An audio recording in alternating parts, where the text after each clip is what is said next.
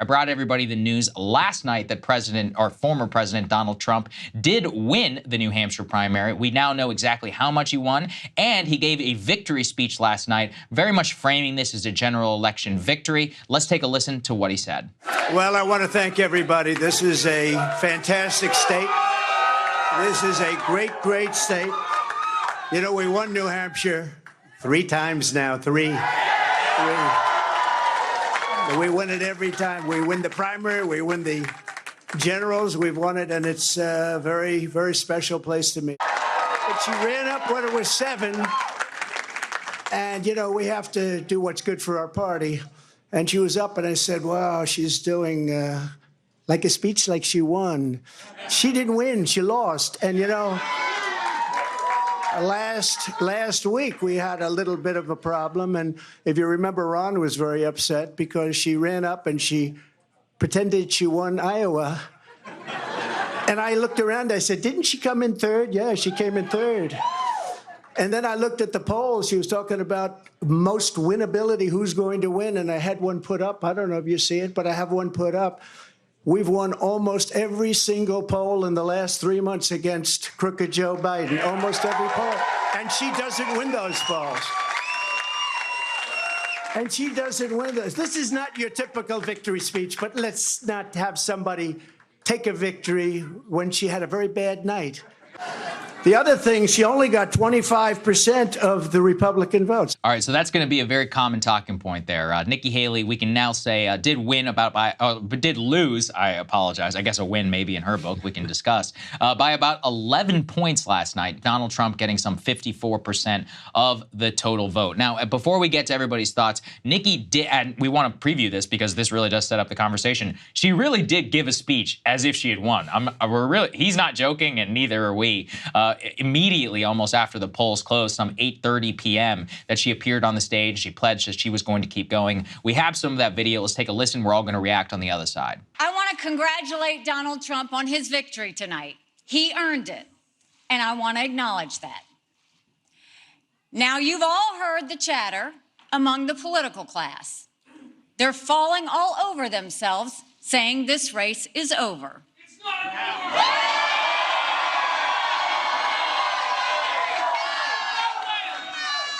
Well, I have news for all of them. New Hampshire is first in the nation. It is not the last in the nation.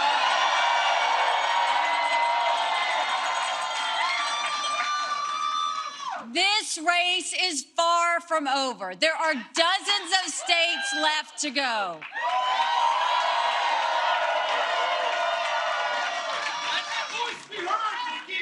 And the next one is my sweet state of South Carolina. With Donald Trump, Republicans have lost almost every competitive election. We lost the Senate. We lost the House. We lost the White House. We lost in 2018. We lost in 2020. And we lost in 2022. The worst kept secret in politics is how badly the Democrats want to run against Donald Trump. Trump's a loser! He's a loser! All right, very enthusiastic crowd. I could say that for the Nikki Haley people who were there in attendance. So, guys, Emily, let me go first to you and get your initial reaction. If you want, we can put the results up there on the screen, and you can react to some of the things that we saw there. There we go, 54% for Trump, 43% for Nikki Haley, and 0.7 for Ron DeSantis. Interesting for whoever those people were. What do you make of last night? Yes, just when everyone thought they had a bro show, I am here to play hall monitor, but I will also add that Nikki Haley has spent an obscene amount of money. So let's just, for a moment, pause and recognize that she outspent everyone in Iowa. She also now outspent everyone in New Hampshire. I have the information right in front of me. This is from CNN. They say, according to ad impact data, Haley's campaign in support of outside groups have spent more than $31 million on advertising in New Hampshire just since the start of 2023. Now, so far in 2024, they wrote Haley's campaign and its allies have spent about $12.3 million in advertising, compared with about $9.8 million for Trump and his allies. So just take that and put it back up with the fact that she lost by 11 points. She lost by double digits in Iowa. She lost by double digits in New Hampshire. And she is now saying that there's still some path to put up that much money, lose by double digits, that there's some path that she has to the nomination. She does not have a path to the nomination. The media enjoys a competitive storyline, and Nikki Haley is going to continue to get money. She can ride this out as much as she wants, because people will continue to give her money, at least for the next month or so. She is down, and you heard her there just say her sweet state of South Carolina. Guess what the polling, the RCP averages? It's Trump at 52, Nikki Haley at 21, 52 to 21. So not even all the money in the world can get Republican voters to like Nikki Haley. So to the extent that Nikki Haley continues to be a factor in this election, it is because the media and her wealthy donors continue to sponsor her. It is not because the Republican voters, we're not talking about the general electorate, it is not because the GOP voters have any interest in Nikki Haley. Ryan, what's your reaction? Well, one quick little kind of fact check point on Trump. You noticed at the very beginning, he said, we've always won the primaries. True. We also win the generals. He did this funny pause where I think you could see his wheels turning, where he's like, oh, wait, I actually haven't won the general elections. Yeah, he did win the general election. in New Hampshire. I'm glad you pointed that out. I was going to. And then he's like, but I'm going to say it anyway. Yeah. What's the difference? I'm just going to go. But Emily's point is great, because you can look at this and say, oh, well, she only lost by 10 plus points or so. But when you consider the fact that she so massively outspent him, and her supporters so massively outspent him, it raises the question of how on earth you can sustain that. Because if she doesn't outspend at that scale, she loses by maybe 20 or 25 points. And a kind of narrow-ish loss just looks like a complete blowout. This race is over. Does she have something where she wants to be humiliated in South Carolina, or is she going to drop out before that? It seems to be the only question left. I really have no idea. And I mean, look, for people who are saying, maybe you guys are being unfair, she didn't lose by 20, she only lost by 11. Here's what people need to remember, okay? In New Hampshire, Democrats and undecided voters could actually vote in the GOP primary as long as they changed their registration like a couple of days before. If you want a perfect example of this, guys, here's two clips from mainstream media outlets where you have literal Democrats and Biden voters who decided to cross over and support Nikki Haley. So even in an open primary system where Democrats could enter and where Democrats could try and make sure that she, had some chance against Donald Trump, she still lost by 11 points. When it was a closed system like the GOP primary in Iowa, she got absolutely obliterated and blown out. So we got two separate clips that we can show people. Let's take a listen. Nikki Haley. And why did you vote for Nikki Haley? It's a vote against Trump. I think it would be better to have her against Biden in the elections than it would be Trump and her. Do you consider yourself generally independent, Republican, or Democrat? Democrat. So when you undeclared, you voted for Nikki Haley. If it was Nikki Haley against Joe Biden in a general election, who are you voting for? Joe Biden. Christian, who did you vote for and why? Yeah, so thank you. I voted for Nikki Haley, and it was certainly a strategic vote. I think the DNC is fairly resolute in their nomination for Joe Biden. And while I wouldn't vote for her in a general election, particularly on our differences with climate change solution, a women's right to bodily autonomy, or incarceration rates, I think a vote for Nikki Haley helps diminish Trump's influence in the RNC and their nomination, but is also a vote towards democracy. I watched that one live, and I was like, I couldn't even believe it. It's like you have some 19-year-old Dartmouth freshman who's literally a Democrat, and he's like, I would not vote for her in the general election. There's no way. But, I came out to vote. Also, if you're going to brag about your strategic vote, you don't admit it. Yeah.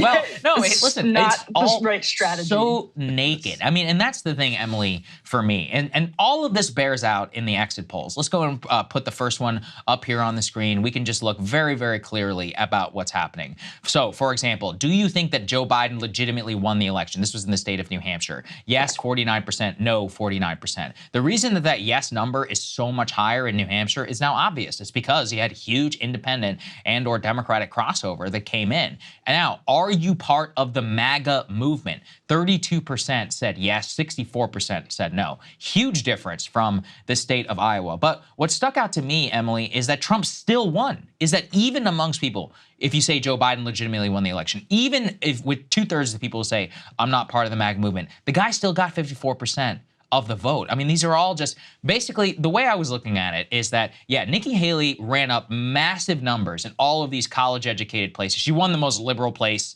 in the state of New Hampshire, Hanover, where Dartmouth College is, maybe thanks to that 19-year-old. He put her over the edge. But the whole point is that she was not able to even come close in any of the rural, the suburban areas. And as we continue to go through the exits, I mean, the divide on this is just absolutely massive. Yeah, absolutely. And I bet that 19-year-old is a Ryan Grimm fan. That's my guess. I don't know inside knowledge. Yeah, I'm sure it tracks.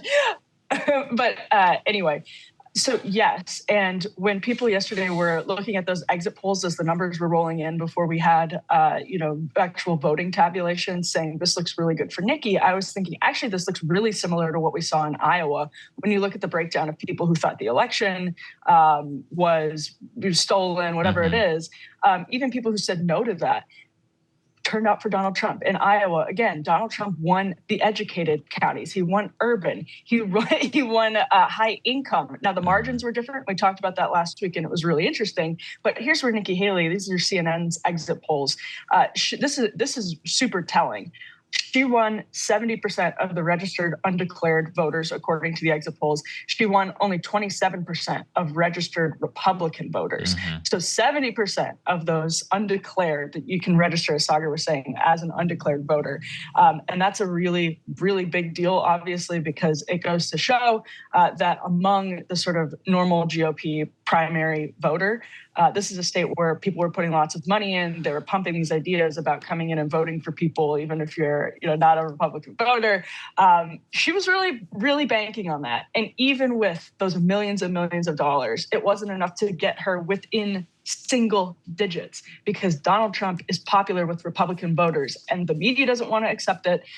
Donors don't want to accept it, but Donald Trump is popular with Republican voters, and that's that. Yeah, I mean, look, this again and again and again, every exit poll that we assembled here, we just want to beat this into people's heads because it's very useful for not just thinking about the GOP primary, but also in the future. And I don't want to put Trump off the hook. There's actually a lot of trouble for him in some of these numbers. So for example, let's put this up there on the screen. Now you've got, do you think that Biden legitimately won the election? Amongst Trump voters, 17% said yes. No is 80%. That actually tracks with overall GOP polling. But look at the Haley number. Do you think that Biden legitimately won in 2020? Amongst Haley voters, 83% said yes, and no was 15%. The flag to me there is like, okay, well, when you're going to compete in a general election, and most people, was some 60 so last time I checked, say that Biden did legitimately win, and you're losing an 83-15 split. Obviously, it's not going to be that high, Ryan, whenever it does come to the general election. But if you're trailing that hard in a category that's that important, you can see a 2022 stop the steal style revulsion really keep people away from Trump. That's the only flag I want to put in there right now. Yes, and Nikki Haley in her speech last night was not wrong. Yeah. It's just that Republican voters don't, they don't care. Don't it's the wrong audience. She's correct. Right. 2018, blue wave. 2020, Joe Biden. 2022, they expected that they would do much better than they eventually did. And Trump Democrats successfully made 2022 a referendum on Trump. He also lost by 3 million votes in 2016. So every time he's been on the ballot, Democrats have beaten him, except for because of the Electoral College, he won in 2016. But yeah, to your point, Republican voters do genuinely understand that. A lot of them think, well, it's rigged. But even if they don't think it's rigged, they don't care. This is the guy that they want to ride into battle. Yeah, and then I also have a point on that, Saagar. Go ahead, Emily, please. So actually, one other interesting point that Trump made is that he's, beating Joe Biden in all these polls. Well, this was a huge thing for Nikki Haley because there was polling that found her with the best margins against Biden. And that was something that you were taking to the donor class and saying, look at this, look at this. But again, Republican voters, to all of the points that you guys just made, Donald Trump was wrong when he said that, he's the one that does the best against Joe Biden. There aren't a lot of polls that would put him ahead of DeSantis and Nikki Haley, although that's all going to change now. But just in the past month or so, that was not true. So again, Republican voters, though, to the point that everyone just made, they are not on board with saying it's we want to have a Pete Buttigieg, Amy Klobuchar sort of huddle, pick a Nikki Haley candidate. That Republican voters are rejecting that model. Yeah, absolutely. I mean, we see this in the ideology numbers too. We can put that up there just to give people an idea. And you know, another thing to keep in mind is that there was massive turnout last night. Donald Trump won more New Hampshire votes than any other person in the history of the New Hampshire primary, Democrat or Republican. They beat the turnout numbers by 50,000 from 2016, just to show you the amount of energy. And yet, in the composition of that electorate last night, 49% were registered Republicans, 47% were registered undeclared. Amongst the ideology, same thing, is very, very different in Iowa. You've got very conservative for 24%, somewhat conservative 39%, moderate 31%. It was 9% of that was moderate in the state of Iowa. Again, just showing why Nikki Haley did overperform here. But when you're overperforming amongst literal Democrats and people who are not Republicans, that's a very difficult problem whenever it comes to the general election. And then the final exit poll, this is one where, I could spend all day on this thing. Let's put this up there because this is it. Like this is American politics in a nutshell. New Hampshire exit polls. Never college, Trump 54%. Some college, Trump 25%. Bachelor's degree, Haley plus 13. Advanced degree, Haley plus 26. So Nikki Haley doing well amongst college-educated voters and amongst people who've got advanced degrees. But to echo what Crystal said last night, that's not really a winning category whenever it comes to Republican politics. By the way, it's not a winning category for Democrats either. You can just ask Elizabeth Warren how that worked out for her back in the 2020 primary. And that is the whole ballgame. But the issue is that, look, for Republicans, and now let's put on our general election hat because, basically, sure, we can twist in the wind for the next month if we want to. That's fine. We can all pretend. Let's see what happens. And look, I'll give the other side of this. A month is a long-ass time in American politics. Like, who the hell knows what could happen? There's all kinds of black swan events. That's basically what Nikki Haley's hoping for. You were going to say something. Go ahead. Yeah, I was just going to jump in quickly to say, then we go to the national polls. So if we look at the RCP average, because you have South Carolina, then you have Nevada, and Trump is very popular in Nevada. And then on Super Tuesday, you have a lot of delegates, something like 1,200 delegates up for grabs. And that's going to look a lot more like the national polling. And so Nikki Haley spending a lot of money and still losing by double digits in a tiny state with a really friendly, probably the most friendly Republican electorate, because you can have the undeclared people come in and vote for her. This is over because in those national polls, she is down so much more. Donald Trump is over 50% in those polls. He's around 60+% in national polls. And so when you look at those people with advanced degrees, master's degrees, coming in and saying Nikki Haley is a viable candidate for the next month, even though there are black swan events, anything could happen. There's a possibility that Trump goes to jail. So I get it. But even if that happens, the wealthy, college-educated people are now going to spend a month and millions of dollars trying to push this candidate on Republican voters that they have rejected by double digits in 2 early states, even one that's very friendly to her, even where she's outspent everybody else. And now they're going to keep trying to push them on Republican voters. The media is going to help them do it. It's just an absurd circus. Yeah, it is certainly. And like we said, look, we've got a month until the South Carolina primary. It's actually a pretty decent amount of time. And then that's when things really kick off, Ryan. So we got South Carolina, then we have Super Tuesday at Florida, and that's like really when the total bow will be tied. I'm curious, if you guys do you think she'll drop before South Carolina? Like maybe the day before, something like that, if the polling position, if the black swan event or whatever doesn't happen. Ryan, you first and then Emily. You could certainly imagine that happening because who wants to lose by 40 in your home state? Right, It's just brutal. It's horrible. Right. But yes, if you stick around for 3-4 weeks and something happens, then she's kind of the front runner, fending off everybody who jumps back in. But absent that, like, why would you want to get waxed in your own home state? Exactly. Emily, what do you think? You think she'll drop out before South Carolina, or do you think she'll stay in and then she'll lose there and then she'll drop out that night? It just seems so brutal because by the way, have you guys watched the evolution of her talking point? She's like, I've never lost an election that I'm in. And now, last night I picked up on this. It was, I've never lost an election in South Carolina.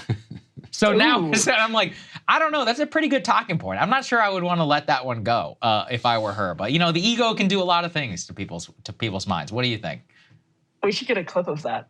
Yeah. No, I'm of two minds about this because I actually think right now there's a lot of cash to be won. And I say cash, not C-A-S-H, but C-A-C-H-E, because when you stay in and become the single issue never Trump candidate, you can do like that. That'll make her a hero with the same people who put her on the Boeing board. And that seems to be, to me, what she cares about, the sort of Tea Party era chameleon who then became Trump's UN ambassador, was super Trumpy, is now back to being never Trumpy.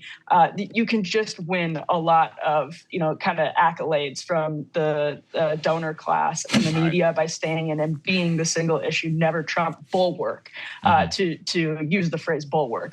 And so I'm of two minds. Does she do that all the way to the bitter end and be that person that the media goes to for the anti-Trump talking points, be that person who can then be the sort of champion of the never Trump world going forward? I don't know. But I think there's something to what Ryan said and what you said, Saagar. I agree. I mean, I have a hard time seeing somebody putting themselves through that level of humiliation at the same time.